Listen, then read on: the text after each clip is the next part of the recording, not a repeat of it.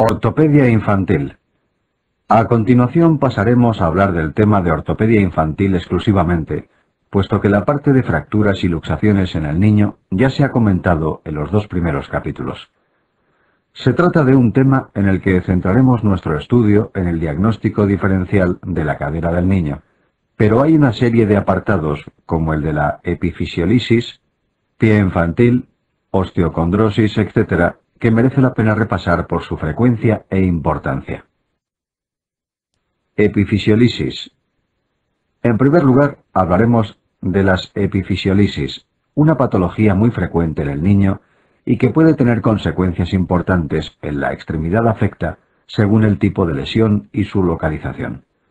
Por definición, son las fracturas del cartílago fisario del niño o cartílago de crecimiento, y no debe confundirse con el cartílago hialino, que reviste las superficies articulares, o con el término de epífisis, que no es más que una distinción anatómica para denominar la parte más distal o proximal de los huesos largos y diferenciarlo de la zona metafisiaria y diafisaria.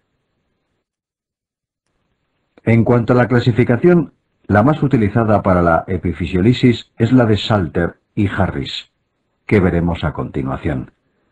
De forma simplificada, habla de 5 tipos, aunque otros autores han ampliado esta clasificación a 6 tipos, siendo esta última la que afecta al anillo pericondral de la crua, o zona más periférica del cartílago de crecimiento, responsable del efecto modulador del crecimiento óseo. La complicación más frecuente no es otra que la epifisiodesis o fusión-osificación del cartílago fisario o de crecimiento, lo cual puede tener consecuencias muy importantes en el crecimiento de la extremidad afecta, provocando incurvaciones o dismetrías que serán más importantes cuanto más activa es la fisis sobre la que asienta la lesión y o más pequeño es el niño. Las fisis más activas son la rodilla en el miembro inferior y las zonas más alejadas del codo en el miembro superior. Aquí podemos ver, aunque no sea objeto específico de nuestro estudio, las capas del cartílago fisario o de crecimiento. En la base está la capa germinal o de células madre, cuyo número viene determinado genéticamente.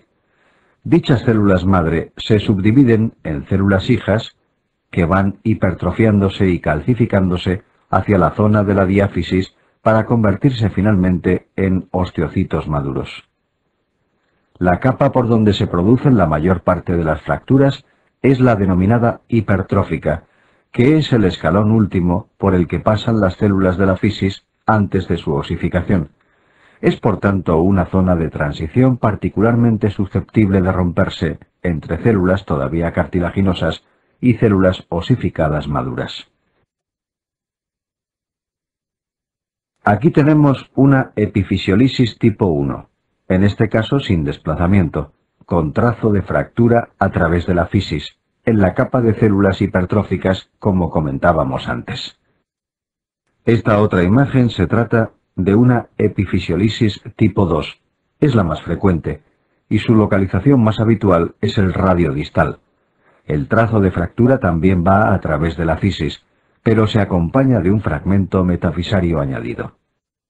La epifisiolisis tipo 3 comienza igualmente a través de la fisis, pero el trazo se extiende hacia la epifisis. Se producen con mayor frecuencia en la tibia distal, denominándose entonces fractura de Chapit-Tillo. Para recordar esta fractura con nombre propio, hay una pequeña regla mnemotécnica utilizando la misma palabra. Podemos ver que es una epifisiolisis que afecta a la tibia y que es de tipo 3. La epifisiolisis tipo 4 tiene un trazo metáfiso-epifisario. Finalmente aquí podemos ver la clasificación al completo. Clasificación que es aconsejable a la hora de su estudio que nos dibujemos una y otra vez de forma que estimulemos nuestra memoria gráfica. La epifisiolisis tipo 5 viene a ser un aplastamiento de todas las capas del cartílago fisario por un mecanismo de alta energía de compresión axial.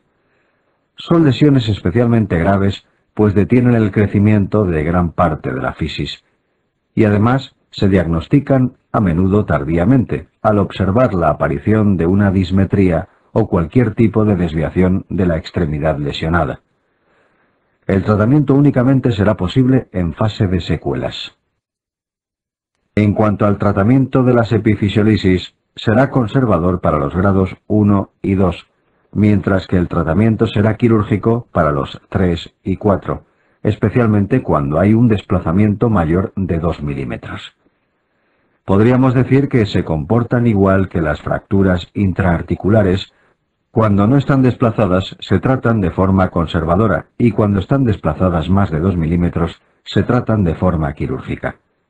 El grado 5, puesto que a menudo se diagnostica en fase de secuelas y es infrecuente, suele recibir, como explicábamos anteriormente, tratamientos tardíos y correctores de la deformidad o dismetría.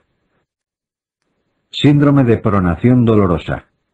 A continuación, antes de entrar a hablar de lleno en la cadera del niño y su diagnóstico diferencial, debemos repasar un cuadro muy frecuente, aunque bastante banal, como es el síndrome de pronación dolorosa o codo de niñera, también denominado codo de tracción o subluxación de la cabeza del radio. Como podemos ver, la etimología en este caso nos ayuda bastante para recordar cada una de las características de este cuadro doloroso. Se produce en niños pequeños, por lo general de 2 o 3 años, que al ir de la mano del padre, madre o la niñera, sufren un tironcito brusco del brazo al caer al suelo o al echar a correr, y tal cual le tiran tal cual se quedan, con el brazo semipronado en extensión y doloroso. La maniobra de reducción consiste en invertir la posición en la que viene el niño, es decir, si el niño viene con el brazo en pronación y extensión, lo que hay que hacer es, bloqueando el codo, una supinación y posterior flexión, y escucharemos un pequeño resalte a nivel de la cabeza del radio, no requiriendo inmovilización posterior. Cadera infantil. A continuación pasaremos a hablar del diagnóstico diferencial de la cadera del niño, y la mejor forma de resumir todas estas patologías es en un cuadro que nos compare los diferentes aspectos de las mismas.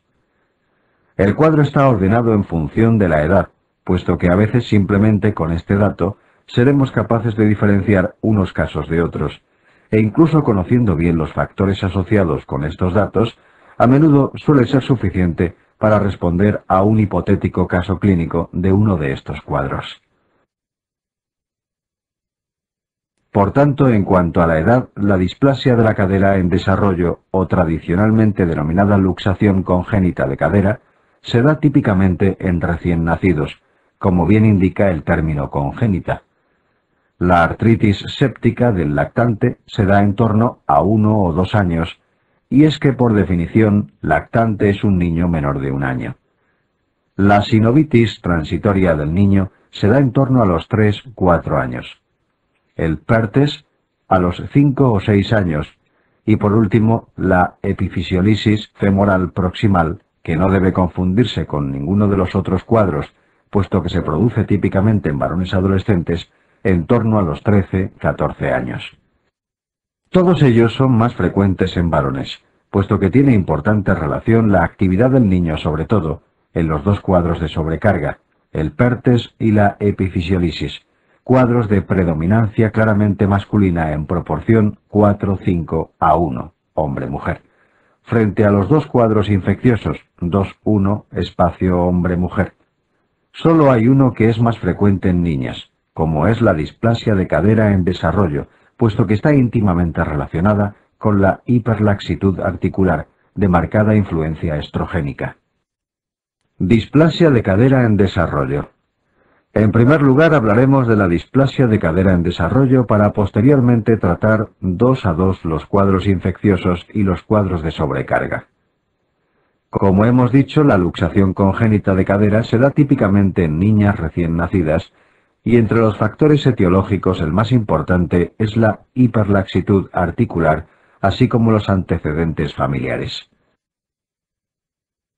Luego hay un conjunto de causas secundarias que podrían resumirse diciendo que existen compromiso de espacio, que bien pueden darse durante el embarazo, como un oligoamnios, embarazos gemelares, fetos macrosómicos, fetos malformados, síndrome de Down, etc., o bien durante el parto, como ocurre en las madres primíparas, con un canal de parto estrecho, partos distóficos, etc. Esto explica la relación que existe con otros cuadros deformativos, como es la tortícolis muscular congénita o incluso el pie zambo.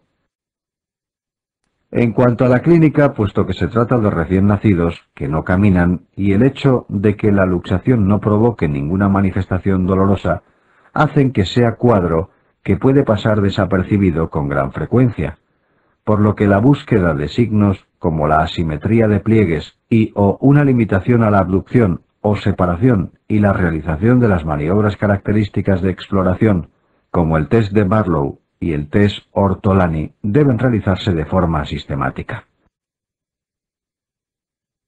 Todas estas maniobras y signos exploratorios deben realizarse en la primera semana de vida del niño y posteriormente en sucesivas revisiones hasta aproximadamente los 3 meses de edad. La no realización de un diagnóstico correcto durante este periodo puede dar lugar a que no se detecte la patología hasta el inicio de la marcha de la niña, momento en el que la corrección se hace más difícil, e incluso en aquellos cuadros de mayor levedad en el que simplemente hay una pequeña inestabilidad. Pueden pasar sin diagnosticar hasta la edad adulta, manifestándose entonces en forma de caderas displásicas dolorosas en mujeres jóvenes. Se considera que los test de Barlow y de Ortolani son positivos cuando se escucha un resalte o clic característico al hacer entrar o salir la cadera de su sitio. El test de Barlow es el que luxa la cadera y el test de Ortolani el que introduce la cadera en su posición. Cuando uno de estos test es positivo, se debe proceder a la realización de una ecografía para confirmar el diagnóstico. También es aconsejable la realización de la ecografía cuando existen factores de riesgo durante el embarazo, como los que hemos visto, o antecedentes familiares. Hay un pequeño truco que nos permite recordar en qué consiste cada una de estas maniobras. El test de Barlow, el que luxa la cadera, es out, mientras que el test de Ortolani es el que introduce la cadera y es in. En esta diapositiva podemos observar cómo existe una limitación a la abducción en la cadera derecha con 2 pliegues frente a un pliegue en la cadera izquierda, y un test de Alice o signo de Galeazzi positivo al encontrarse la cadera luxada más baja que la no luxada, al trazar una línea perpendicular al polo superior de rótula con las rodillas en flexión. En cuanto al diagnóstico en niños menores de 3 meses, es de primera elección la ecografía, puesto que no está formado el núcleo óseo-cefálico de la cabeza femoral y este no puede verse en la radiografía. La posibilidad de realizar una resonancia se descarta por la necesidad de la sedación del niño. A partir de los 3 meses, el diagnóstico se realiza mediante radiología convencional, puesto que ya puede verse el núcleo óseo cefálico. Estará situado en el cuadrante superoexterno, a diferencia de la cadera contralateral. En cuanto al tratamiento, dada la especificidad del mismo, no nos extenderemos demasiado en esta primera vuelta. Simplemente decir que, puesto que se trata de una luxación, las generalidades del tratamiento para las luxaciones pueden aplicarse, y es que el tratamiento de toda luxación consiste en reducir e inmovilizar. Cuanto más tarde se realice, más difícil y peor pronóstico. En este caso, el mejor pronóstico es hasta los 6 meses de edad. Pasamos ahora a hablar de 2 cuadros infecciosos y, por tanto, de presentación aguda en la mayoría de los casos. El primero de ellos es la artritis séptica del lactante. Se produce por diseminación en hematógena de Staphylococcus aureus y la clínica no debe confundirse con ninguno de los demás cuadros de cadera infantil, puesto que a diferencia del resto es el único que impresiona de gravedad. Nos encontraremos ante un niño con mucho dolor, muy irritable, con fiebre y malestar general. El diagnóstico debe realizarse de forma urgente a través de los signos y síntomas clínicos y mediante artrocentesis, sin esperar a los resultados del cultivo, actuando en caso de encontrar líquido de características infecciosas, más de 50.000 leucocitos, glucosa baja, proteínas altas, aspecto turbio, etc. El tratamiento, junto con el de la epifisiolisis femoral proximal, es uno de los que no debemos olvidar, puesto que ha de ser un tratamiento urgente consistente en artrotomía evacuadora más antibioterapia intravenosa. Aún así, pueden quedar secuelas graves por destrucción de la superficie articular o incluso de la fisis. El otro cuadro que nos ocupa de características infecciosas es la sinovitis transitoria de cadera. En este caso, la etimología nos ayuda también bastante, puesto que su propio nombre nos indica sus características. En primer lugar, el término sinovitis implica inflamación de la sinovial. En segundo lugar, transitoria nos traduce que la tendencia es hacia la resolución del cuadro. Es el más frecuente de todos los cuadros de cadera infantil.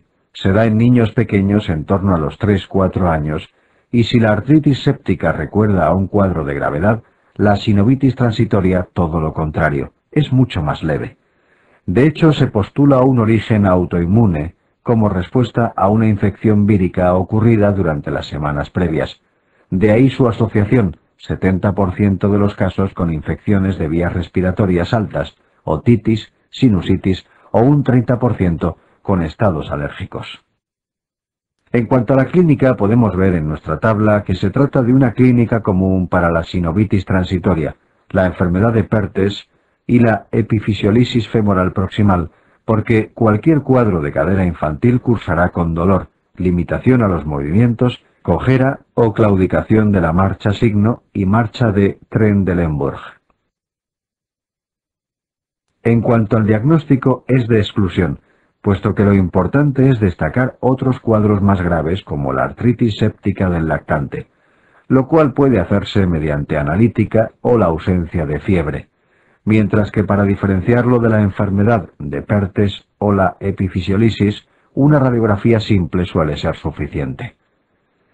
En cuanto al tratamiento, es autorresolutivo mediante reposo en descarga y antiinflamatorios, siendo la evolución favorable en pocas semanas. En caso contrario, deben barajarse otros diagnósticos. En cuanto a dos cuadros de sobrecarga, la enfermedad de Perthes y la epifisiolisis femoral proximal, el primero se da en niños también pequeños en torno a 5 o 6 años. Generalmente se asocia a una talla corta en relación a su edad, aunque ésta se normaliza en la edad adulta. La obesidad también se ha visto como factor predisponente. Lógicamente, cuanto más peso del niño, mayor sobrecarga. En cuanto a la clínica, ya hemos hablado anteriormente. Es una clínica común para el resto de cuadros, y lo más importante, el diagnóstico se realizará en función de las características radiológicas. En este caso podríamos hacer un símil de la enfermedad de Perthes con otro cuadro del adulto, como es la necrosis vascular, pues tienen bastantes cosas en común. Por ejemplo, el diagnóstico precoz se realiza mediante resonancia nuclear magnética, y las diferentes fases por las que evoluciona la cadera son similares a las del adulto. Una fase preradiológica, una fase de esclerosis, una fase de colapso y una última fase que, a diferencia de la del adulto, es de remodelación. Es decir, la cabeza tiene cierta capacidad para regenerarse una vez destruida. A la hora del tratamiento, la medida principal es la vigilancia o detección de forma precoz de complicaciones como puede ser la rigidez, la subluxación. Enfermedad de Perthes.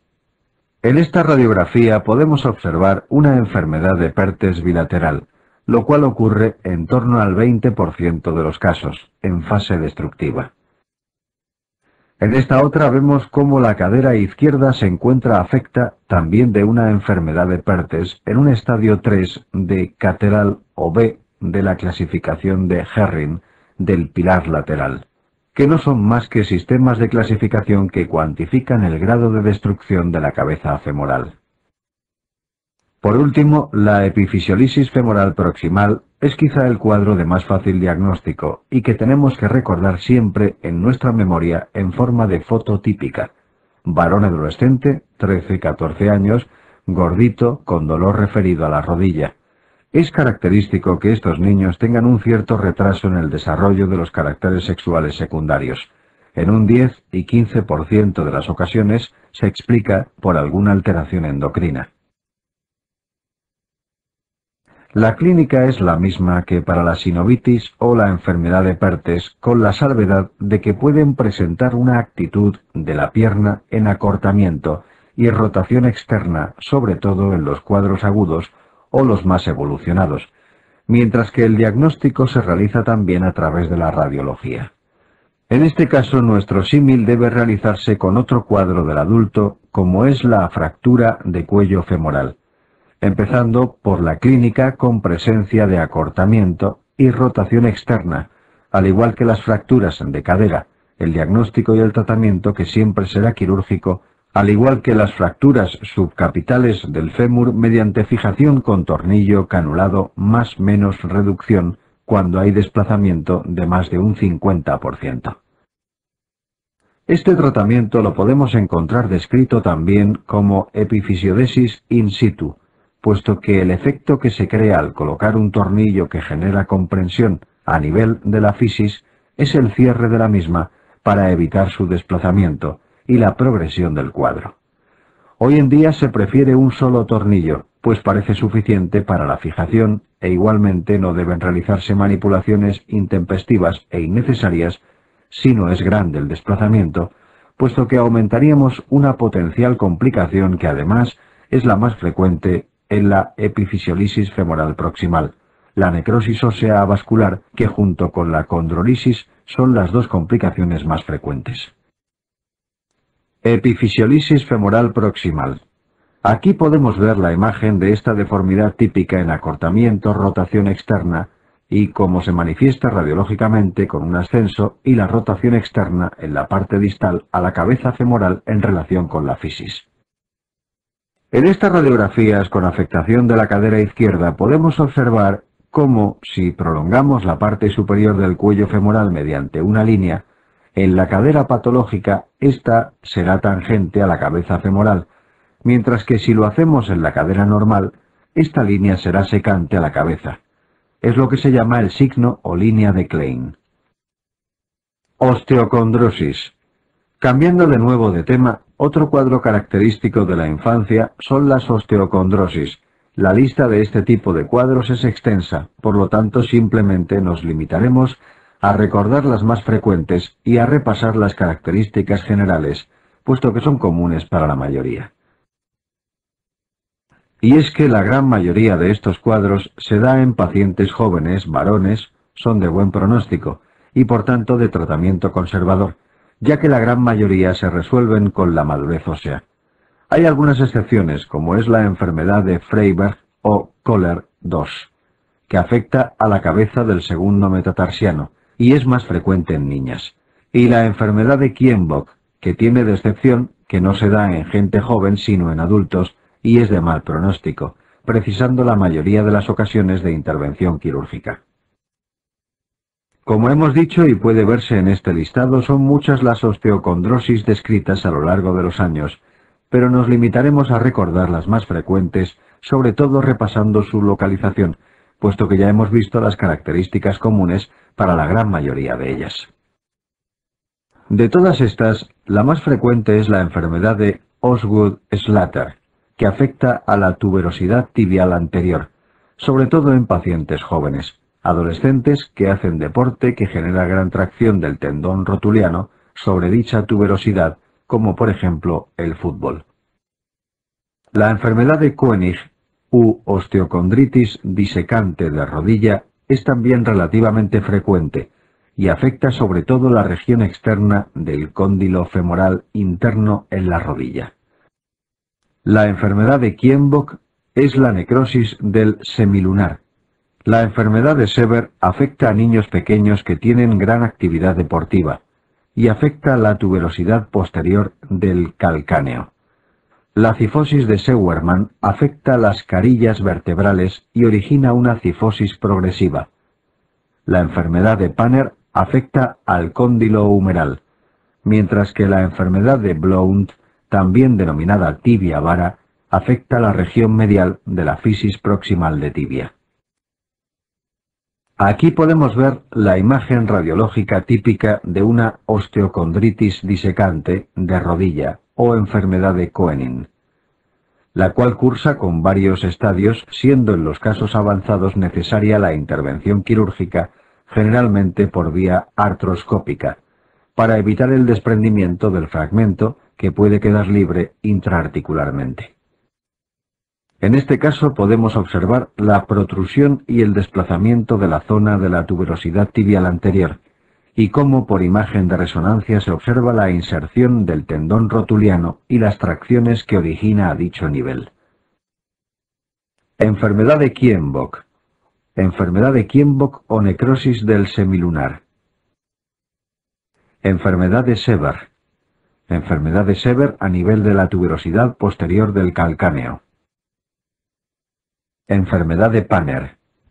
Enfermedad de Panner u osteocondrosis del cóndilo humeral. Pie zambo. Por último, para acabar con el tema de ortopedia infantil, pasamos a hablar del pie zambo, una patología relativamente frecuente y generalmente corregible, siempre que se inicie tratamiento corrector de forma muy precoz. En este caso, para recordar las características deformativas del pie zambo, nos viene muy bien una regla mnemotécnica que dice del pie zambo que es como EVA, y que hay que reducirlo rápidamente como va el AVE, tren de alta velocidad, puesto que es un pie equino, varo, abducto y cabo, y hay que reducirlo o empezar con maniobras de reducción con yesos desde la primera semana de nacimiento. En primer lugar, debe corregirse el abducto, en segundo lugar, el varo, y en tercer lugar, el equino. Si conocemos las características del pie zambo, nos será muy fácil recordar las características del pie plano, puesto que son completamente opuestas, ya que estalo a nivel de la tibio-astragalina, valgo a nivel de la subastragalina, abducto del antepié, y lógicamente con un hundimiento del arco plantar, es decir, un pie plano. Pie plano flexible. En esta diapositiva podemos observar todas las deformidades comentadas, como son el aplanamiento del arco plantar, el valgo del retropié o talón, el abducto del antepié y la contractura del Aquiles. Tratamiento pie plano. En cuanto al tratamiento del pie plano, simplemente decir que éste puede ser flexible cuando corrige con el test de Jack o test de flexión dorsal del primer dedo, o con la maniobra de puntillas, mientras que si no corrige, estaremos ante un pie plano rígido, siendo la causa más frecuente una coalición tarsal astrágalo-escafoidea o calcáneo-astragalina. En cualquier caso, lo que debe quedar claro es que si un pie plano, tanto rígido como flexible, es no doloroso, no precisa tratamiento corrector de ningún tipo. En caso de un pie plano contracto o rígido del adolescente o del adulto que sea doloroso, el tratamiento consistirá en resecar la coalición e interposición de partes blandas. Aquí podemos ver cómo un pie plano del adolescente corrige la posición de puntillas, por tanto nos encontramos ante un pie plano flexible.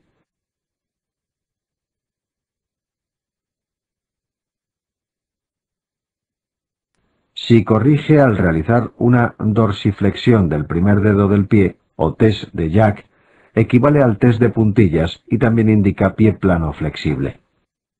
Tumores. El siguiente tema que nos ocupa es el tema de tumores. Suele ser un capítulo bastante difícil en la mayoría de los libros, pero si tenemos claro una serie de nociones a la hora de su estudio y sabemos que hay que buscar en una hipotética pregunta o caso clínico para poder resolverlo, podemos ser mucho más efectivos que si pretendemos el estudio de los tumores uno por uno. Nos centraremos, pues, en el estudio de cómo resolver casos clínicos.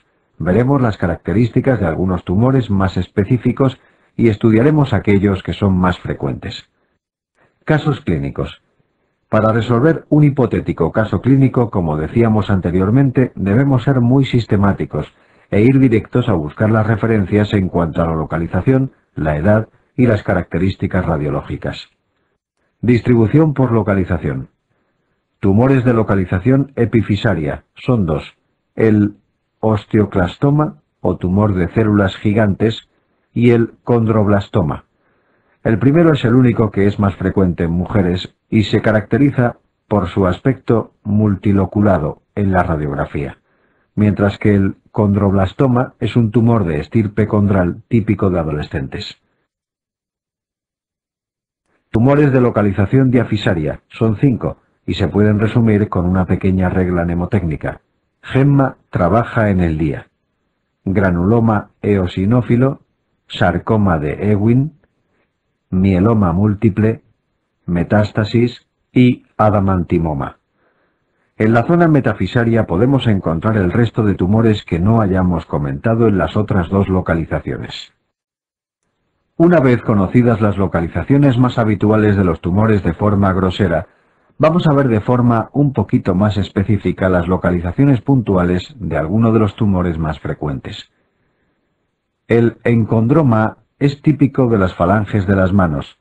El cordoma, su localización más frecuente es el sacro, y el clivus.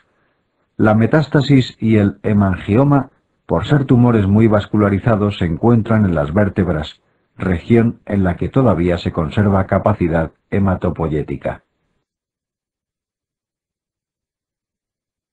El adamantinoma es típico de la tibia. El condrosarcoma se da en la cintura escapular y pélvica. El granuloma eosinófilo en cráneo. El quiste óseo esencial aparece en el 90% de los casos en húmero proximal. El sarcoma de Ewing es un tumor diafisario, generalmente de tibia o fémur. El osteoma osteoide típico en la región del fémur proximal, sobre todo la zona del cuello, y en elementos vertebrales posteriores, al igual que el osteoblastoma. Distribución por edad. En cuanto a la distribución por edades, podríamos simplificar la siguiente diapositiva diciendo que, por debajo de 3 años, el tumor más frecuente son las metástasis del neuroblastoma. Por debajo de 20 años encontraremos sobre todo tumores benignos y 2 malignos, el sarcoma de Ewing y el osteosarcoma. Y por encima de los 50 años, habrá que buscar fundamentalmente tumores malignos, excepto el sarcoma de Ewing, que no aparece en este grupo de edad. El osteosarcoma tiene un segundo pico de incidencia por encima de los 50 años, como degeneración de un Paget, 1% de los casos, siendo en este caso bastante más agresivo que el osteosarcoma primario. Distribución por características radiológicas. Por último, nos tenemos que fijar en las características radiológicas del tumor, que pueden ser de 2 tipos, benignas o malignas. Los tumores benignos tienen 4 características en común. Características generales de benignidad para todos los tumores, como son el crecimiento lento, la buena delimitación, la no invasión de estructuras vecinas, etc. Patrón radiológico geográfico, es decir, que delimita muy bien un área concreta dentro del tumor. No rompen la cortical y por tanto no alcanzan otros compartimentos. No producen reacción perióstica, puesto que al no romperse la cortical, estos tumores no alcanzan el periósteo. Características de los tumores malignos. Características generales de malignidad para todos los tumores, como son el crecimiento rápido, la mala delimitación, la invasión de estructuras vecinas, el aspecto aberrante, etc. Patrón radiológico osteolítico de tipo apolillado o permeativo. Rompe la cortical y por tanto alcanzan otros compartimentos. Y pueden producir reacción perióstica. Patrones de Ludwig. Aquí podemos ver algunos ejemplos de lo ya comentado. A la izquierda vemos un patrón típico de benignidad bien delimitado de carácter geográfico, mientras que a la derecha vemos un patrón de hueso apolillado, es decir, lleno de agujeros, y un patrón permeativo, que es un patrón difuso, con un aspecto de nubes en el interior del hueso. Ejemplo de patrón geográfico, en este caso, un pseudotumor, puesto que no es un tumor como tal, entendiendo por tumor una proliferación celular atípica, sino que es un defecto fibroso de osificación a nivel de la zona cortical. Patrón maligno apolillado. Patrones de reacción perióstica. En cuanto a los tipos de reacción perióstica, lo primero que hay que saber es que cualquier tumor maligno puede provocar cualquiera de los tres tipos de reacción perióstica que existe, pero hay una serie de asociaciones típicas como son la reacción perióstica en sol naciente y el triángulo de Codman con el osteosarcoma, mientras que la reacción en capas de cebolla se asocia fuertemente con el sarcoma de Ewing. Los tumores benignos, al no romper la cortical, como ya hemos comentado, no alcanzan el periósteo y no producen reacción perióstica, aunque sí pueden producir insuflación o incluso adelgazamiento de la cortical. Ejemplo de reacción perióstica del sol naciente o sol radiante, en este caso provocada por un sarcoma óseo muy agresivo. Tumores con características radiológicas específicas. Una vez vistas las características radiológicas generales, vamos a describir algunas características específicas desde el punto de vista radiológico que nos den más seguridad a la hora de contestar determinadas preguntas o en el conocimiento de determinados tumores.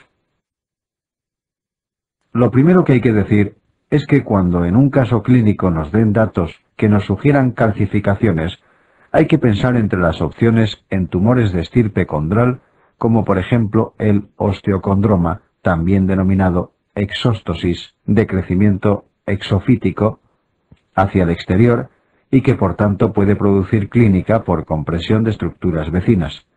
Otro tumor de características similares, pero en este caso de crecimiento endofítico, es el endocroma ya comentado, característico de las falanges de los dedos.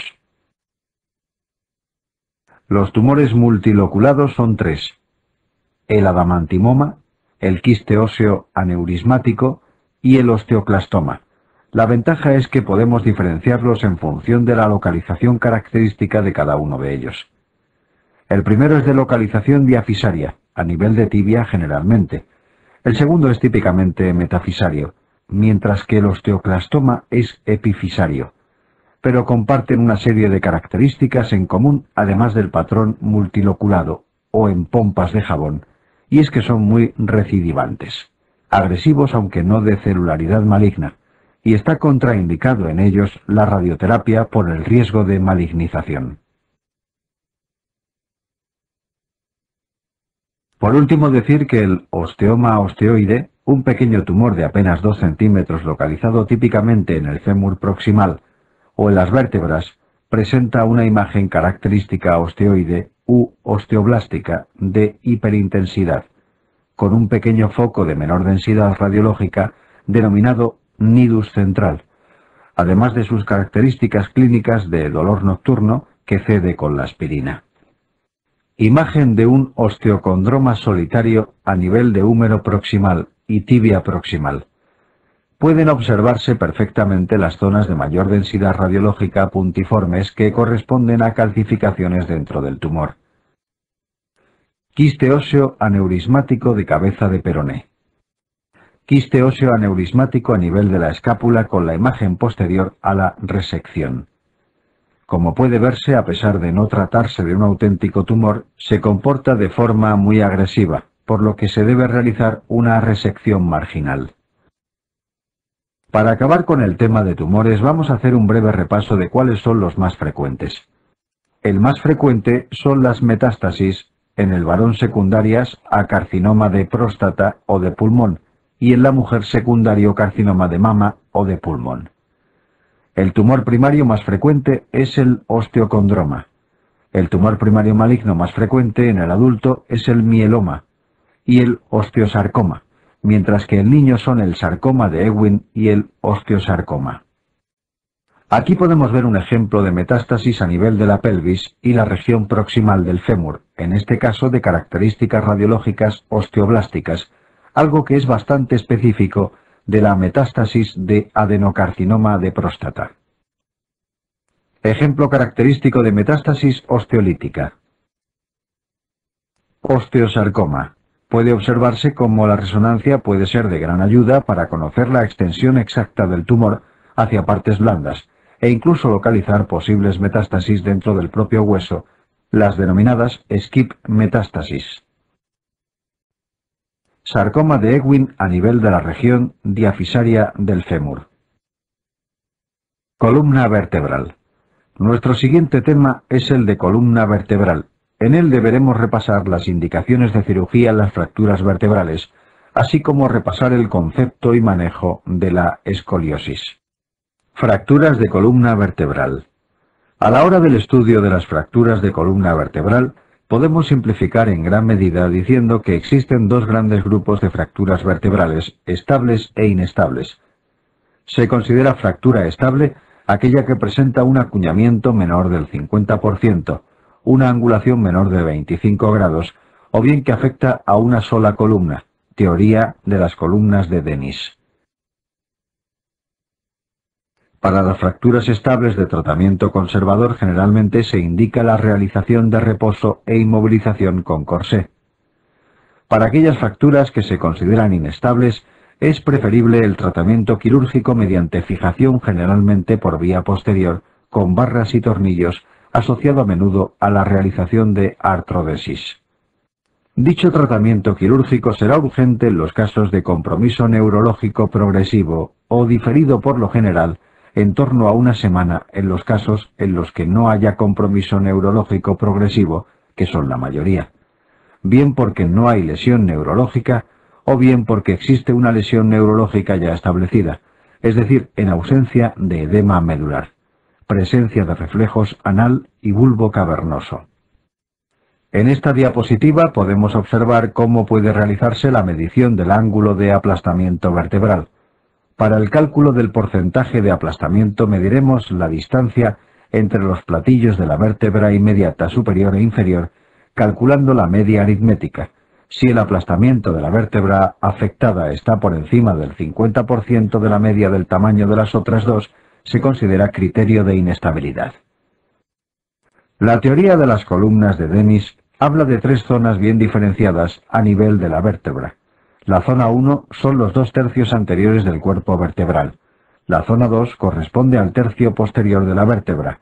Y la zona 3 va desde el ligamento longitudinal común posterior hasta la apófisis espinosa. Cuando el trazo de fractura ocupa una sola columna, hablamos de fractura estable, mientras que cuando abarca 2 o 3 columnas se considera inestable y por tanto sinónimo de indicación quirúrgica. Aquí podemos ver un ejemplo de fractura acuñamiento vertebral estable típico en las fracturas osteoporóticas del anciano. El tratamiento correcto de estas fracturas debe incluir el reposo en cama generalmente durante 2 o 3 semanas para posteriormente completar hasta un periodo de 3 meses el tratamiento con corsé. Ejemplo de fractura inestable con ocupación intracanal por un gran fragmento de la región posterior del cuerpo.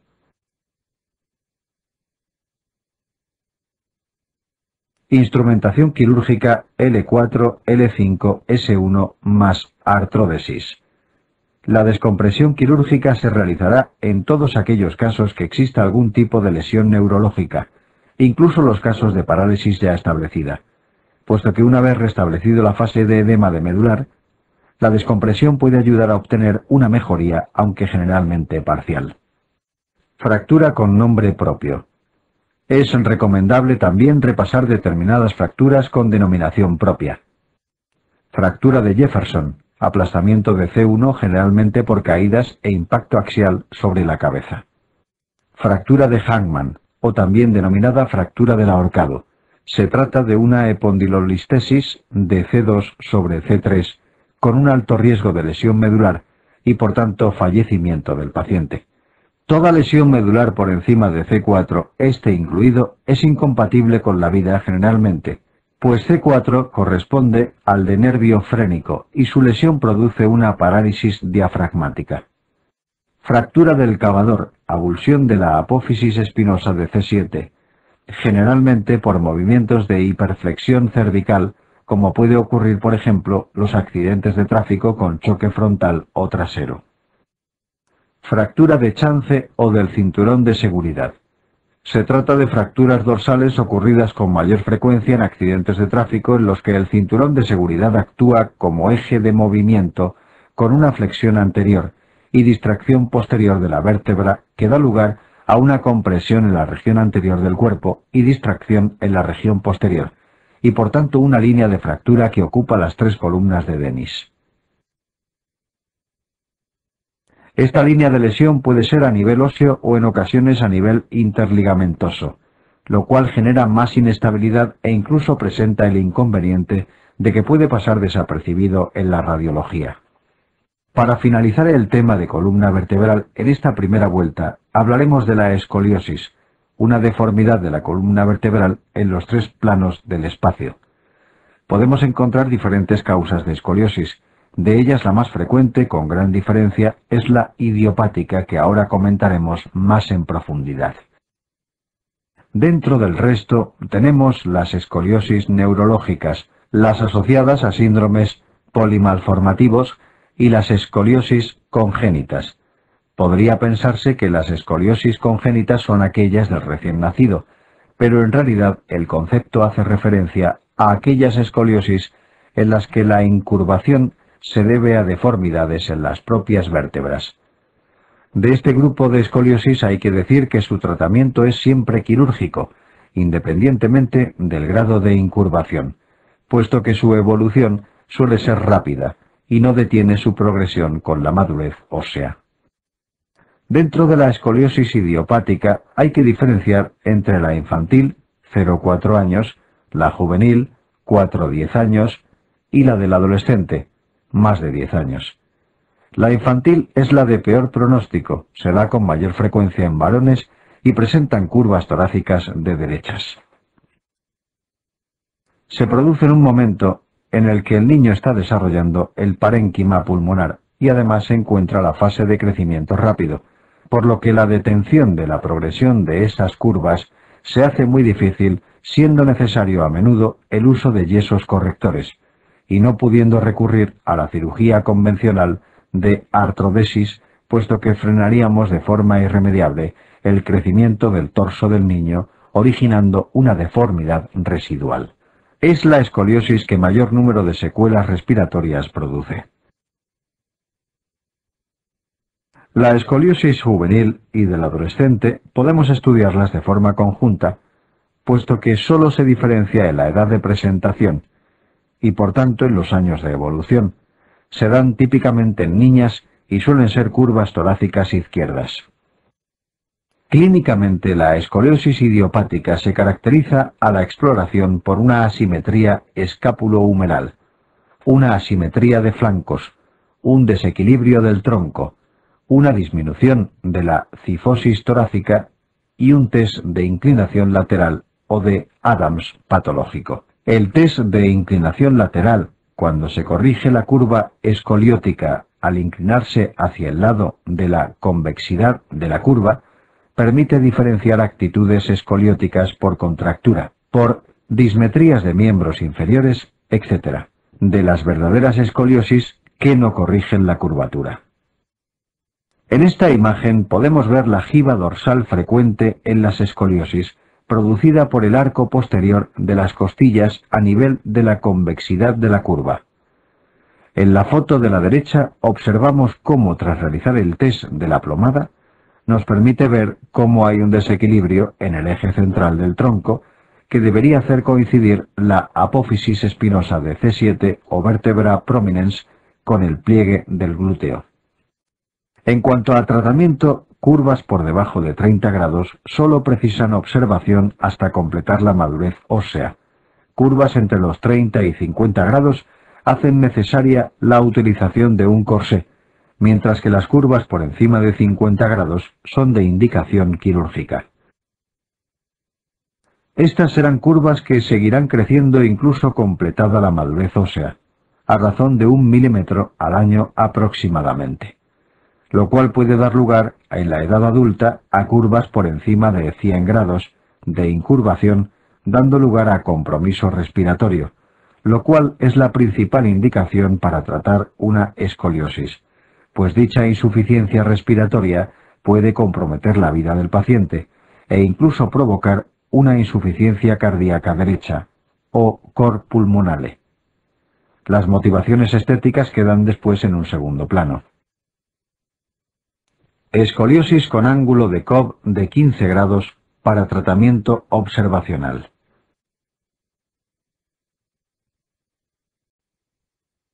Escoliosis con ángulo de Cobb de 35 grados para tratamiento con corsé hasta completar la madurez ósea. Risser 5. Escoliosis con angulación de 80 grados de indicación quirúrgica, artrodesis estabilizadora con barras laterales. Cirugía reconstructiva del adulto.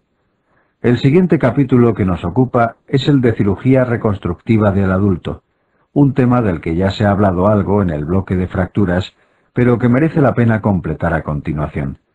Nos centraremos en esta primera vuelta en aspectos muy concretos sobre la artrosis, indicaciones y contraindicaciones de la prótesis y manejo de la necrosis ósea avascular. La artrosis es una entidad nosológica que implica el desgaste del cartílago articular. Clínicamente se caracteriza por la presencia de dolor, deformidad y disminución del rango de movilidad. Radiológicamente hay una serie de signos clásicos como son el pinzamiento de la interlínea, la presencia de osteofitosis, la esclerosis subcondral y la presencia de geodas o cavidades óseas a nivel articular. Las localizaciones más frecuentes de la artrosis primaria suelen ser las zonas de carga y regiones con mucha movilidad. La más frecuente de todas es la rodilla. Otras bastante frecuentes son la cadera, la primera articulación metatarsofalángica o también denominado ius rigidus y la articulación trapecio-metacarpiana o rizartrosis. Cuando nos encontramos ante una artrosis secundaria a episodios de fracturas o luxaciones, las localizaciones pueden ser mucho más diversas. Aquí podemos ver una radiografía de un ejemplo de gonartrosis tricompartimental con afectación de la femoral tibial interna, femorotibial externa y articulación femoropatelar. Momento inicial de la cirugía abierta para colocar una prótesis de rodilla. Ejemplo de cosartrosis. Podemos ver el pinzamiento de la interlínea que apenas puede apreciarse, la presencia de geodas o cavidades dentro del hueso, sobre todo justo por encima de la cabeza en la región del techo acetabular, osteofitos y esclerosis de los bordes. Artrosis trapecio-metacarpiana. Artrosis metatarsofalángica del primer dedo.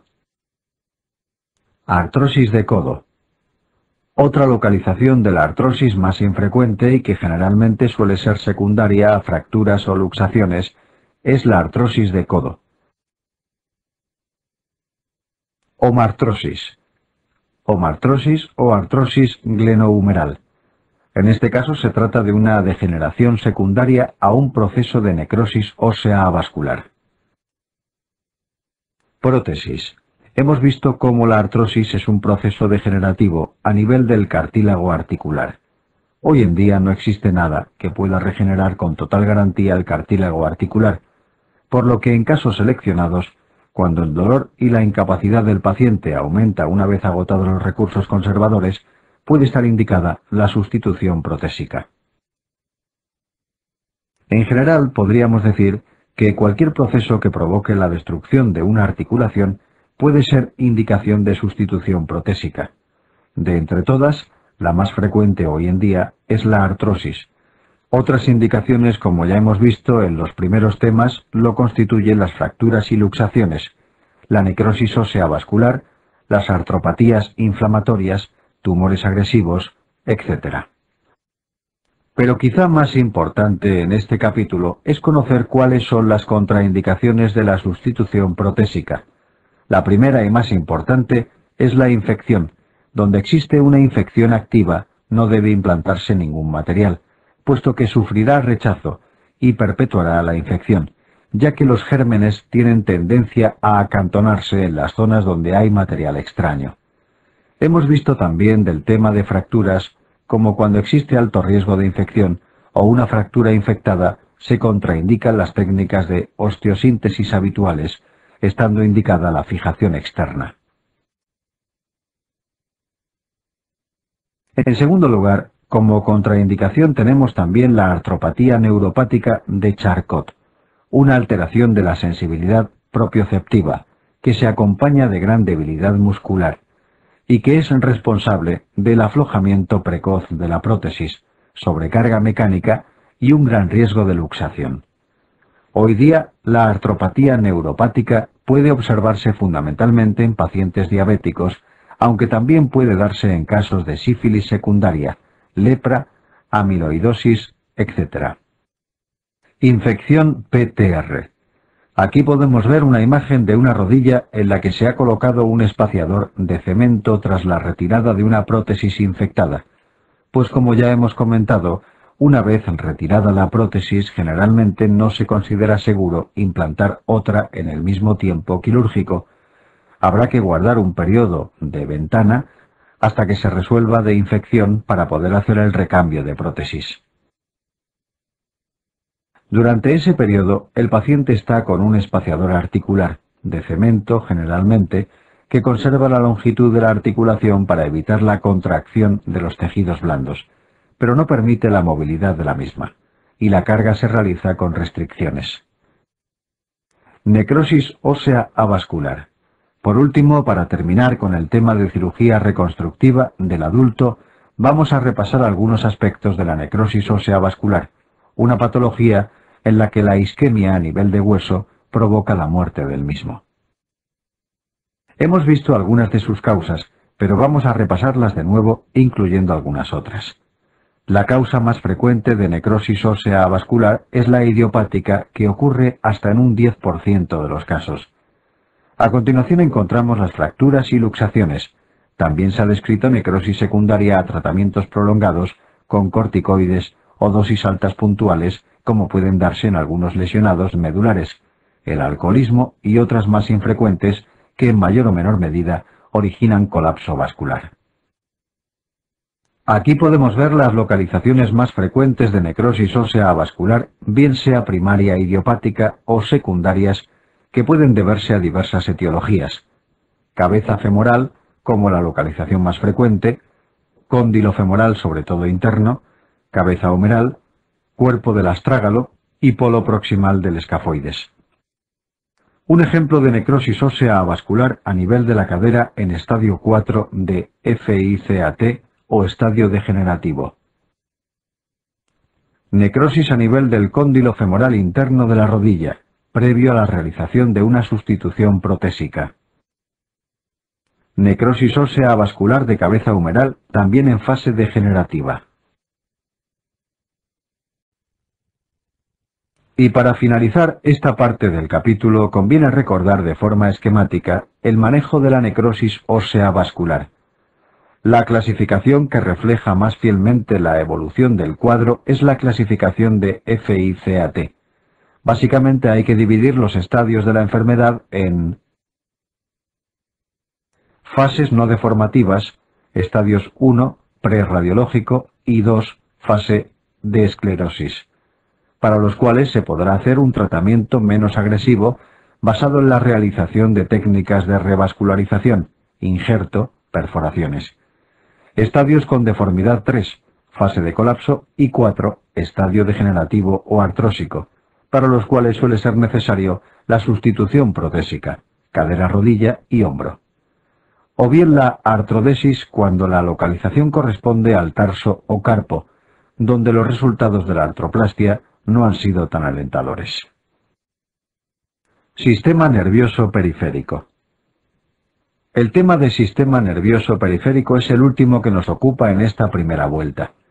En él nos detendremos para hablar de los tipos de lesiones del nervio periférico en función de las estructuras afectadas, para posteriormente adentrarnos en el estudio del plexo braquial y el plexo lumbosacro.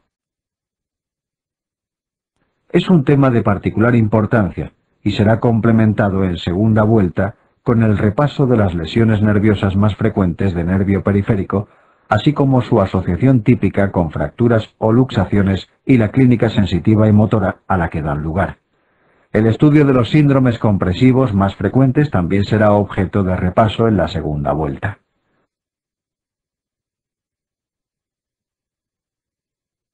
En primer lugar, para comprender los tipos de lesión neurológica que existen y la repercusión que tendrá en la función, debemos conocer muy bien la anatomía intrínseca del nervio periférico con sus tejidos de envuelta y unidades motoras fundamentales. En este dibujo podemos observar cómo el nervio periférico está formado por múltiples estructuras fasciculares que se agrupan en diferentes envueltas. El axón es la unidad motora fundamental y se reúne en racimos denominados fascículos. La envuelta de estos conglomerados de axones o fascículos se denomina perineuro y el tejido conjuntivo que baña los axones dentro del fascículo se denomina endoneuro. Dentro de cada nervio periférico existen varios fascículos y todos ellos se encuentran envueltos por un tejido más periférico denominado epineuro. La zona por donde penetran los vasos que nutren el nervio periférico se denomina mesoneuro. El axón es una estructura con capacidad de regeneración cuando se lesiona, pero han de conservarse los tejidos de envuelta para que el axón conozca el camino que ha de seguir en su regeneración. En caso contrario, el axón crecerá de forma desordenada, formando un muñón donde se interrumpe la información nerviosa procedente del soma neuronal. En función del grado lesional del nervio periférico, pueden clasificarse en tres tipos. La neuroapraxia es la lesión más leve del nervio. Representa simplemente una contusión del mismo con edema e interrupción del impulso nervioso en la mayoría de los casos de forma temporal. Es la lesión neurológica más frecuente, sobre todo se asocia a fracturas y luxaciones, y la recuperación de la función se produce en un plazo de 3 semanas a 3 meses.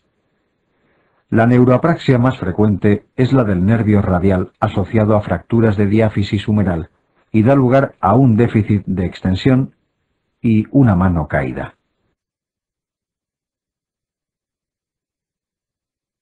La axonmesis ya es un grado lesional más importante, con interrupción de cierto número de axones, y que por tanto hace que la recuperación completa no sea tan predecible, sobre todo si se produce algún neuroma cicatricial que impida el avance de la regeneración axonal por las estructuras de envuelta. Aún así se consideran lesiones con buen pronóstico y con posibilidades de recuperación completa, no precisando tratamiento quirúrgico. La velocidad de regeneración es a razón de 1 milímetro día aproximadamente. Finalmente, la neurotmesis es la lesión más grave del nervio, en la que se produce la interrupción completa de todas las estructuras, axones y de envuelta. Por tanto, la recuperación se hace imposible, ni siquiera de forma parcial, siendo necesaria la reparación quirúrgica o neurorrafia, lo cual tampoco garantiza una recuperación completa, pues la sutura a nivel fascicular se hace especialmente difícil incluso con técnicas de microcirugía. Un proceso que debemos conocer en el contexto de las lesiones neuronales es el fenómeno de la degeneración que sufre el axón cuando se lesiona en algún punto de su recorrido. El fenómeno de destrucción distal del axón tras una lesión se denomina degeneración valeriana, mientras que a nivel proximal, es decir, hacia el cuerpo neuronal, se denomina fenómeno de degeneración proximal o primaria. Este fenómeno de fagocitosis del tejido neuronal axonal, con posterioridad a la lesión, es necesario para que pueda regenerarse un nuevo axón a partir del soma neuronal. Plexo braquial. Una vez conocidos los tipos de lesión neurológica y previo al estudio de las diferentes lesiones de nervios periféricos, debemos repasar las características del plexo braquial y el plexo lumbosacro, puesto que es necesario conocer la clínica motora y sensitiva que producen estas lesiones para el estudio tanto de las lesiones agudas traumáticas como para poder entender la clínica en el caso de la patología raquimedular por compresión, generalmente secundaria a protrusión discal o estenosis de canal. Lo mejor, como siempre, suele ser realizar una tabla resumen que nos permita ver de una vez las características de lo que queremos conocer. En este caso podemos ver las diferentes raíces nerviosas con su clínica motora, la alteración de los reflejos osteotendinosos que producen y mediante un dibujo la clínica sensitiva. La raíz C5 corresponde al área deltoidea. Se encarga, pues, de la abducción o separación del hombro y su lesión origina un área de anestesia en dicha zona. La raíz C6 se encarga de la flexión del codo y extensión de la muñeca. A dicho nivel se exploran el reflejo bicipital y reflejo estilo radial, correspondiendo a un área sensitiva del borde radial del antebrazo y región del bíceps a nivel del brazo. La raíz C7 se encarga de lo contrario que C6, extensión del codo y flexión de la muñeca. Explora el reflejo bicipital y su área sensitiva corresponde a la región dorsal del antebrazo. La raíz C8 cierra el puño y la raíz T1 junta y separa los dedos. El territorio sensitivo corresponderá al área reflejada en el dibujo. Una vez conocida la distribución sensitivo-motora del plexo braquial, podemos entender mejor la clínica de las parálisis del plexo braquial, un cuadro nosológico que puede darse tanto en el niño secundario a partos distóficos como en el adulto, por lo común tras accidentes de alta energía, en su mayoría de tráfico.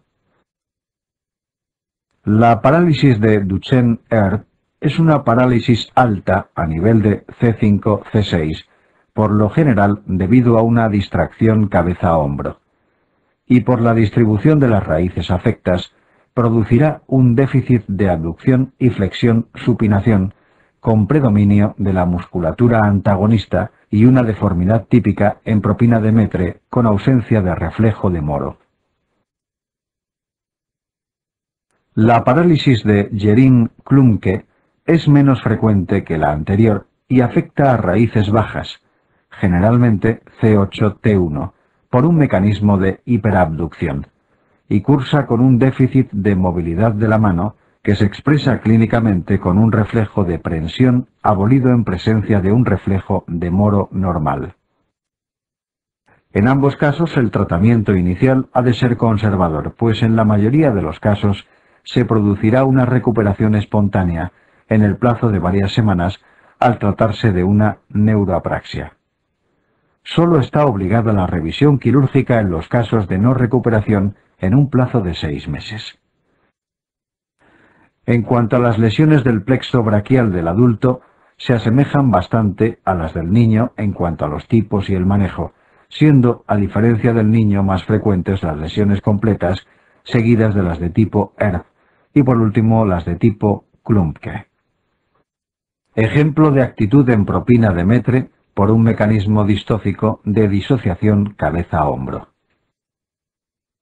Por último, y para acabar en esta primera vuelta con el tema de sistema nervioso periférico, recordemos las características del plexo lumbosacro, pues nos será muy útil para el reconocimiento de la raíz afecta en los cuadros de patología raquimedular en función de la sintomatología.